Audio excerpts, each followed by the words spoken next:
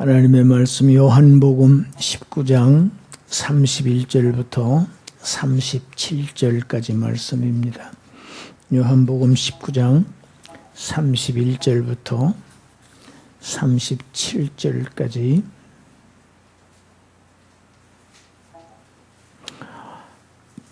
함께 읽습니다. 이날은 준비일이라 유대인들은 그 안식일이 큰 날이므로 그 안식일에 시체들을 십자가에 두지 아니하려 하여 빌라도에게 그들의 다리를 꺾고 시체를 치워달라 하니 군인들이 가서 예수와 함께 못 박힌 첫째 사람과 또 그 다른 사람의 다리를 꺾고 예수께 이르러서는 이미 죽은 것을 보고 다리를 꺾지 아니하고 그중 한 군인이 창으로 옆구리를 찌르니 곧 피와 물이 나오더라. 이를 본 자가 증언하였으니 그 증언이 참이라. 그가 자기의 말하는 것이 참인 줄 알고 너희로 믿게 하려 함이니라. 이 일이 일어난 것은 그 뼈가 하나도 꺾이지 아니하리라 한 성경을 응하게 하려 함이라. 또 다른 성경에 그들이 그 찌른 자를 보리라 하였느니라. 아멘.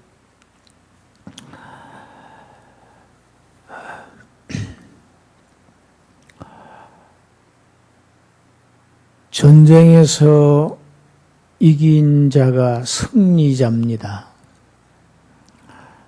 전쟁에서 이겨서 다른 나라를 지배하는 자가 정복자입니다. 예수님은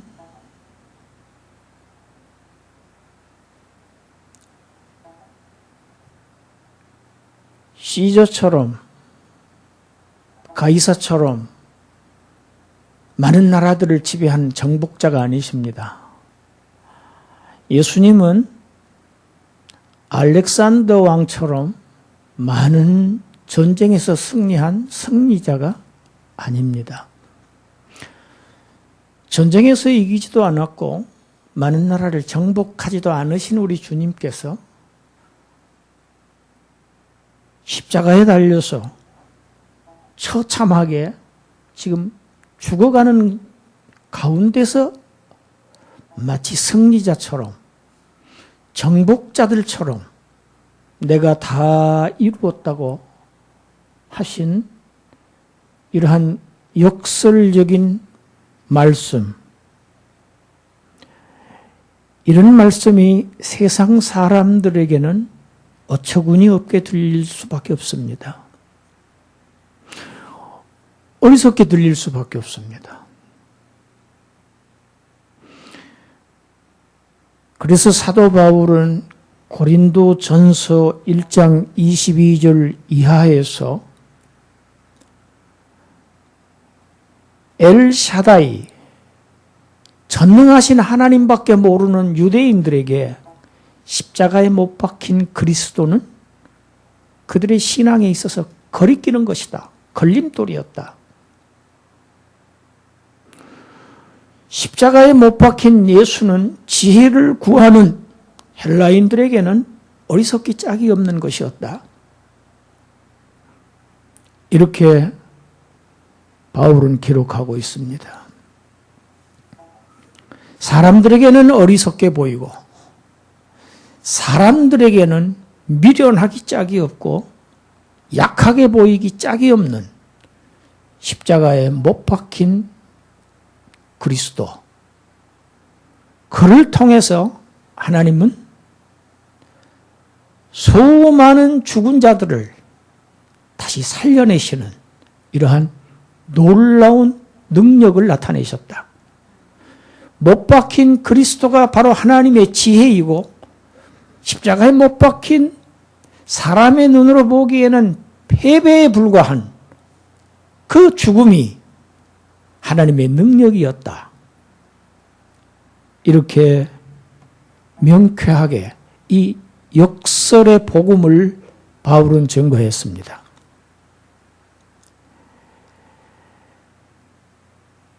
십자가에 달려 죽어가시는 예수님께서 다 이루었다고 선언하였습니다. 그리고 운명하셨습니다. 구약에 보면 죄를 지어서 처형당한 이 죄수의 시체를 밤새도록 매달아 두지 말라고 규정하고 있는 성경이 있습니다. 그것이 신명기 21장입니다. 우리 신명기 21장 22절과 23절을 함께 읽습니다. 사람이 만일 죽을 죄를 범함으로 내가 그를 죽여 나무 위에 달거든 그 시체를 나무 위에 밤새도록 두지 말고 그날에 장사하여 내 하나님 여호와께서 내게 기업으로 주신 땅을 더럽히지 말라. 나무에 달린 자는 하나님께 저주를 받았음이니라. 율법을 보면서 나무에 달려 매달아 죽인 자 밤새도록 매달아 두지 말아라. 그래서 하나님께서 너희에게 주신 그 땅을 더럽히지 말아라. 왜 그런가? 나무에 달린 자는 하나님의 저주의 심판을 받은 자이기 때문이다. 이 율법에 의해서 지금 유대인들이 빌라도에게 요청합니다. 우리의 율법상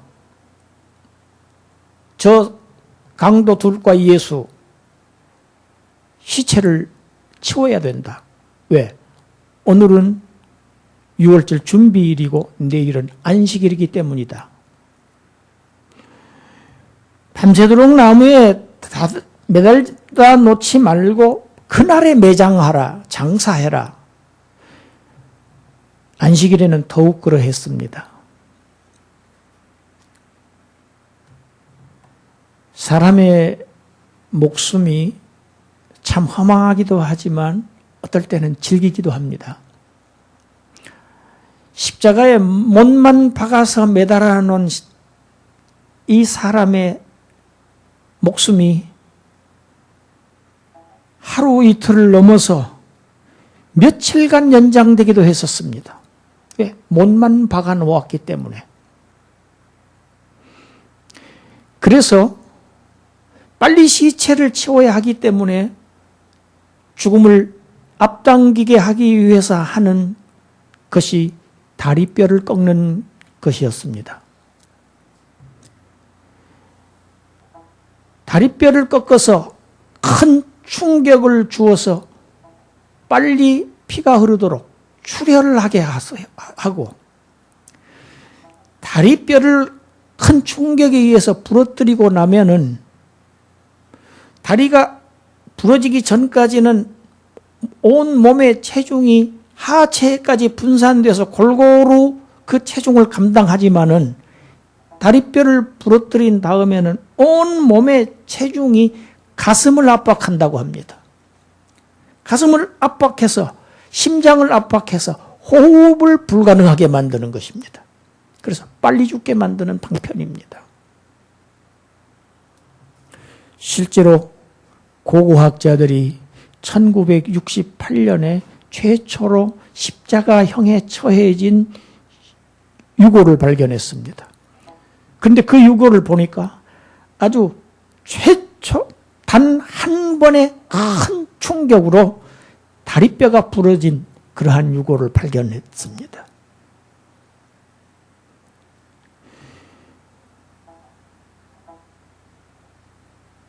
유대인들의 빌라도에게 요청한 이 요청을 들어줍니다. 그래서 군사들이 예수님의 좌우에 있는 두 강도들을 가서 보니까 아직 목숨이 붙어 있어요. 그래서 빨리 죽게 하려고 두 강도의 다리뼈를 부러뜨려서 지금 죽음을 재촉하고 예수님께로 다가가 보니 죽은 것 같았습니다. 죽었으면 다리뼈를 더 이상 부러뜨릴 필요가 없습니다. 예수님은 이미 운명하셔서 다리뼈를 부러뜨림 당하지 않으셨습니다. 이것은 성경을 성취하게 하신 것입니다. 출애굽기 12장에 보면은 6월절 규례가 나옵니다. 12장 43절부터 47절까지 우리 같이 한번 읽습니다. 여호와께서 모세와 아론에게 이르시되 유월절 규례는 이러하니라. 이방 사람은 먹지 못할 것이나 각 사람이 돈으로 산 종은 할례를 받은 후에 먹을 것이며 거류인과 타국 품꾼은 먹지 못하리라. 한 집에서 먹되 그 고기를 조금도 집 밖으로 내지 말고 뼈도 꺾지 말지며 이스라엘 회중이 다 이것을 지키니라. 뼈를 꺾지 말라고. 이게 율법입니다. 출애굽기만 아닙니다. 시편 34편 19절부터 20절에도 주님의 뼈가 꺾이지 않을 것을 시편에서 예언해 놓았습니다. 의인은 고난이 많으나 여호와께서 그 모든 고난에서 건지시는도다. 그의 모든 뼈를 보호하시며 그 중에서 하나도 꺾이지 아니하도다. 의인이신 우리 주님의 뼈가 하나도 꺾이지 아니할 것을 수천 년, 수백 년 전에 이미 선지자를 통해서 시편에 예언해 놓으셨습니다. 유월절 양이신 그리스도의 뼈, 예수 그리스도의 뼈가 하나도 꺾이지 아니하리라고 한 이 성경의 예언을 성취하신 것이 주님의 숨이 빨리 떨어지신 겁니다. 이 사건은 또한 스가랴서 12장 10절 말씀을 성취한 것입니다. 스가랴서 12장 10절 함께 읽습니다. 내가 다윗의 집과 예루살렘 주민에게 은총과 간구하는 심령을 부어주리니 그들이 그 찌른 바 그를 바라보고 그를 위하여 애통하기를 독자를 위하여 애통하듯 하며 그를 위하여 통곡하기를 장자를 위하여 통곡하듯 하리로다. 예루살렘의 모든 주민들이 십자가에 달려 죽은 주님을 바라보고 애통했습니다. 그를 바라보게 만드셨습니다. 그리고 마치 독자를 위하여 애통하고 장자를 위하여 애통하듯이 여러분 우리 주님은 하나님의 독자십니다. 하나님의 장자이십니다. 십자가에 달린 못 박힌 예수 그리스도를 보고 많은 이스라엘 거민들이 주민들이 통곡할 것을 스가랴 선지자가 예언해 놓은 것이 그대로 성취되었다는 것이 오늘 본문의 마지막 말씀입니다. 예수님은 이미 죽으신 것 같아서 죽으셨기 때문에 다리뼈를 꺾지 않았지만 그들이 그의 죽음을 다시 한번 확인하기 위해서 한 행동이 옆구리를 창으로 찌른 행동입니다. 여러분, 이 옆구리를 창으로 찔린 것도 역시 이사야 선지자가 예언했습니다. 그가 찔리심으로 우리가 나음을 얻었다고 이미 이사야를 통해서 예언되어 있는 말씀입니다. 창으로 옆구리를 찌르자 거기에서 피와 물이 나오더라. 같이 합시다. 피와 물이 나오더라. 여러분, 이 예수님의 몸에서 피와 물이 나왔다고 하는 이 사실은 요한만 증언하고 있습니다. 다른 복음서에는 없습니다. 이것이 요한 서신의 핵심입니다. 피와 물이 나왔다.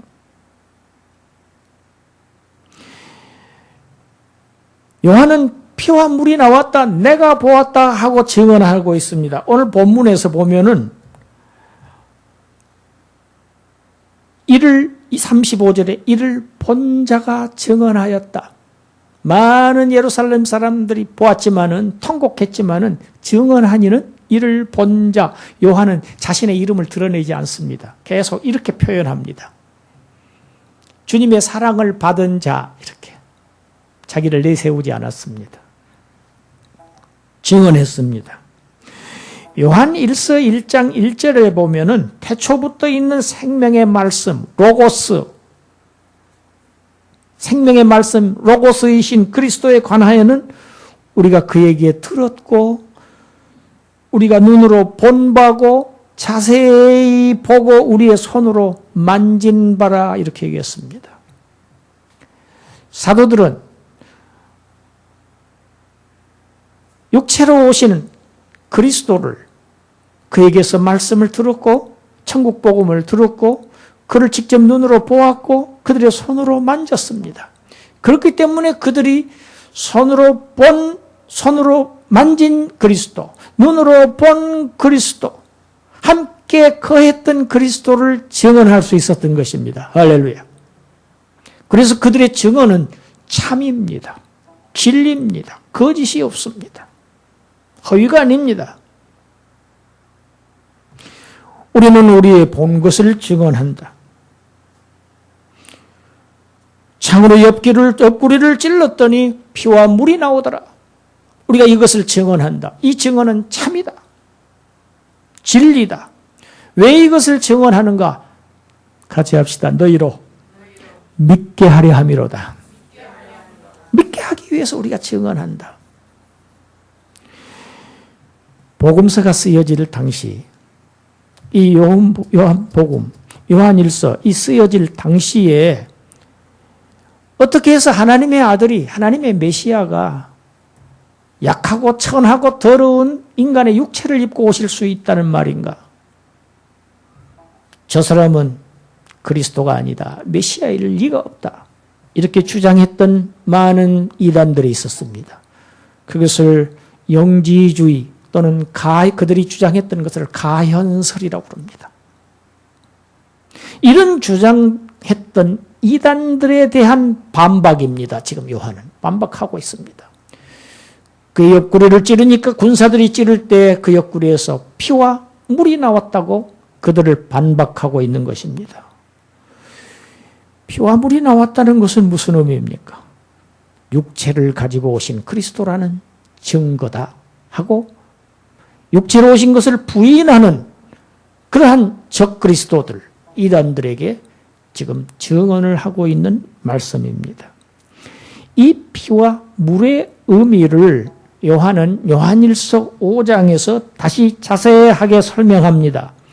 요한일서 5장 5절부터 8절까지 읽습니다. 예수께서 하나님의 아들이심을 믿는 자가 아니면 세상을 이기는 자가 누구냐? 이는 물과 피로 임하신 이시니 곧 예수 그리스도시라. 물로만 아니요 물과 피로 임하셨고 증언하는 이는 성령이시니 성령은 진리니라.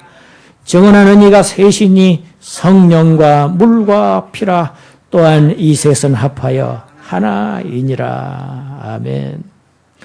물과 피로 임하신 하나님의 아들 그리스도, 물과 피로 육체로 오신 하나님의 아들, 그가 바로 하나님의 메시아 그리스도라고 증언하는 이가 성령이라는 겁니다.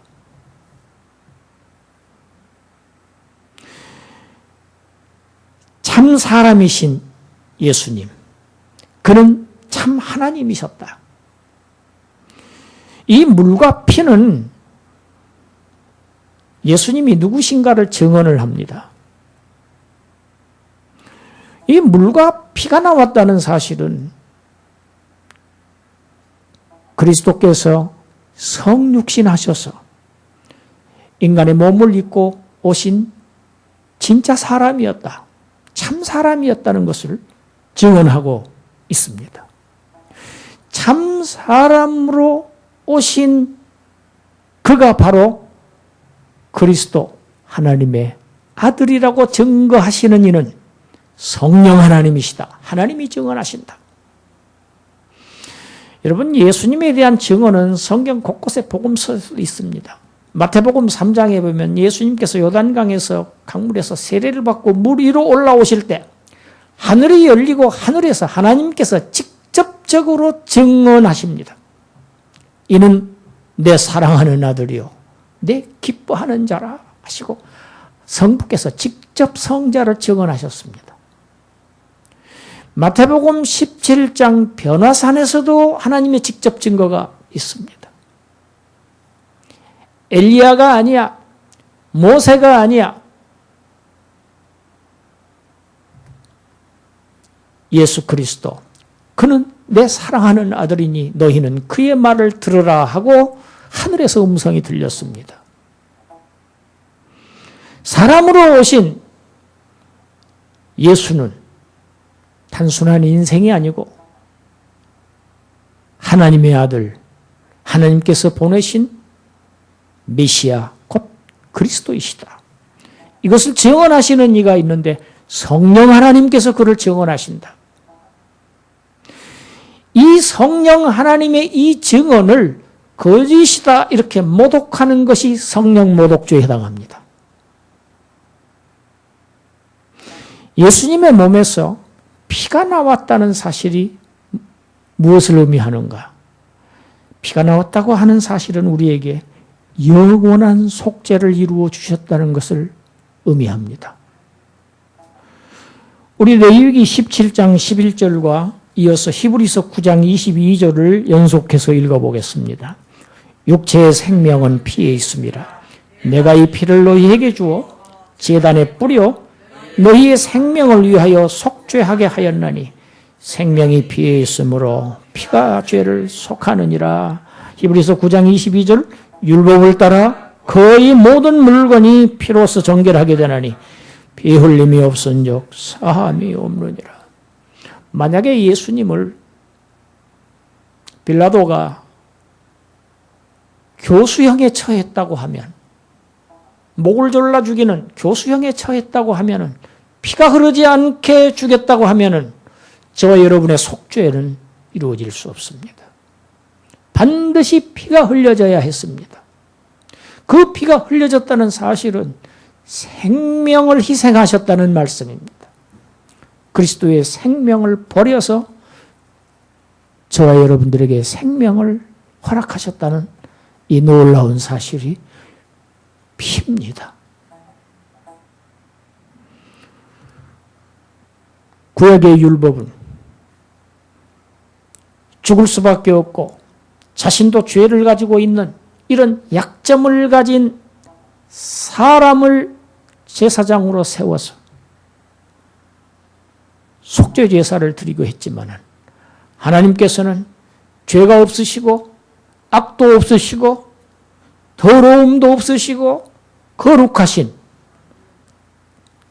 그러나 죽지도 아니하시는, 죽지 않고 영원히 살아계신 당신의 아들을 제사장으로 세우셨습니다. 구약의 제사장과 다릅니다. 죽지 않고 영원히 살아계신 대제사장입니다. 그에게는 흠도 점도 없으신 거룩하신 대제사장입니다. 그분이 우리의 속죄 제사를 드리신 것입니다. 구약에는, 율법에는 염소나 송아지 같은 짐승의 피를 가지고 속죄 제사를 드렸습니다. 그러나 우리를 향한 하나님의 속죄 제사는 흠없고 점없는 유월절 양과 같으신 그러한 하나님의 어린 양 예수 그리스도 자신의 피를 가지고 영원한 속죄 제사를 드려졌습니다. 구약의 율법은 제사를 드리는 장소가 사람의 손으로 지은 성막에서, 사람들이 지은 성전에서 인간 제사장이 짐승의 피를 가지고 속죄 제사를 드렸지만 하나님께서 미리 예비하신 이 속죄 제사는 참 하늘 성소에서 영원한 대제사장이 자신의 피를 가지고 단번에 영원한 속죄를, 제사를 드리심으로 인해서 저와 여러분에게 영원한 속죄를 이루게 하셨던 것입니다. 그 영원한 속죄를 얻은 자들에게는 이제 하나님께서 그 하나님의 자녀들에게는 영생하게 하는 물을 허락하셨습니다. 영생하게 하는 물이 성령입니다. 성령을 허락하셨습니다. 할렐루야. 요한복음에서 계속 곳곳에서 나오는 물은 다 성령을 의미합니다. 올여름 비가 안 왔습니다. 말할 수 없는 폭염으로 정말 모든 만물들이 다 고통을 겪었습니다. 끔찍하다고 모든 사람들이 혀를 내둘렀습니다. 하나님께서 비를 주시지 않으면 아무것도 살 수 없습니다. 생명이 존재할 수가 없습니다. 물은 생명입니다. 물은 생명을 존속하는 데 필수적인 조건입니다. 모든 수목들이 전부 벌겋게 탔습니다. 모든 과체류들이 전부 말라 들어갔습니다. 바다에 있는 물고기들이 전부 다 죽어갔습니다. 강에 있는 물고기들이 다 떼죽음을 당했습니다. 심지어 사람까지도 생명을 잃었습니다. 왜 그렇습니까? 물이 생명이기 때문입니다. 오래전에 요한복음 강해를 쭉 해오고 있기 때문에 요한복음 7장을 제가 설교했습니다. 이스라엘은 초막절 절기를 지켰습니다. 초막절 절기 기간에는 아주 특이한 행사가 있었는데 그 절기 동안 내내 아주 길고 장엄한 행렬이 이어집니다. 실로암이라고 하는 못에 가서 많은 사람들이 물을 길러 와서 제사장에게 그 물을 넘기면 제사장은 성전 앞에 있는 바위에다가 그 물을 붓는 이러한 행사들을 계속 해왔습니다. 그것으로 통해서 구약 때 광야에서 목이 말라 그들이 죽어가는 자신들의 조상들에게 바위를 쳐서 물을 허락하셨던 그 사건을 기억하시면서 비를 주시라고 간절히 구하는 일종의 기우제 행사를 지냈던 것입니다. 그 초막절의 마지막 날 우리 주님께서 말씀하신 것이 요한복음 7장 37절부터 39절입니다. 우리 읽습니다. 명절 끝날 곧 큰 날에 예수께서 서서 외쳐 이르시되 누구든지 목마르거든 내게로 와서 마시라. 나를 믿는 자는 성경의 이름과 같이 그 배에서 생수의 강이 흘러나오리라 하시니 이는 그를 믿는 자들이 받을 성령을 가리켜 말씀하신 것이라. 할렐루야. 초막절 행사에 그들은 실로암 못에서 물을 길러다가 부으면서 그들이 간절히 하나님께 요구했던 것은 단지 물이었습니다. 그러나 광야에서 바위를 깨뜨려서 바위에게 명해서 물을 내셨던 그 사건은 반석을 치셔서 예수 그리스도를 치셔서 거기서 나오서는 생명의 영생하는 물을 하나님의 백성들에게 다 흡족하게 주실 것에 대한 상징이요 모형이라는 사실을 그들은 알지 못했습니다. 그리고 그들은 그때를 회상하는 이 행사만 열심히 하면서 이 땅에 비를 주시라고 간구했지만 생수의 근원으로 실제로 그들에게 임하신, 육체로 임하신 예수 그리스도는 그들은 받아들이지 않았습니다.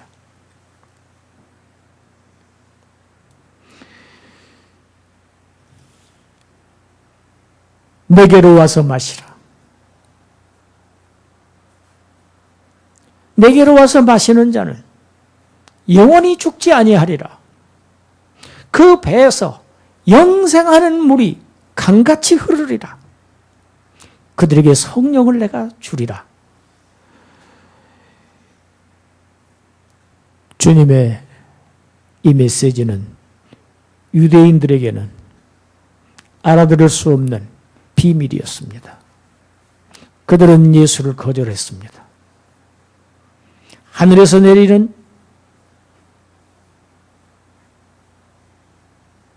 비는 간구했지만 하나님께서 그들에게 이미 허락하신 생명의 근원, 영생하시는 하나님의 아들 메시아는 그들이 십자가에 매달아 죽이고 말았습니다.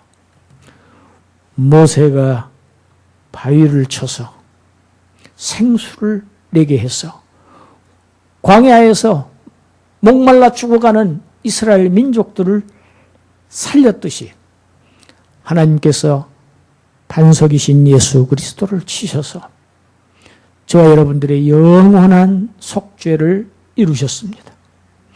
영원한 속죄, 죄사함을 받은 자들에게 이제는 영원히 그 속죄의 효과가 지속되게 하는 영원한 생명을 보장하시는 증거로 주신 이가 성령 하나님이십니다.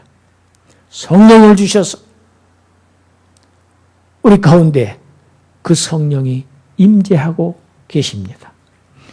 누구든지 목마르거든 내게로 와서 마셔라.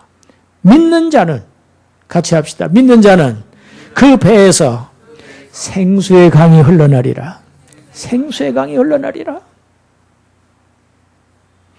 이 생수의 강에서 마시는 자는 다시 목마름이 있을 수 없습니다. 갈증이 나지 않습니다. 이 강에서 마시는 자는 시편 1편에 있는 말씀대로 시냇가에 심겨진 나무와 같이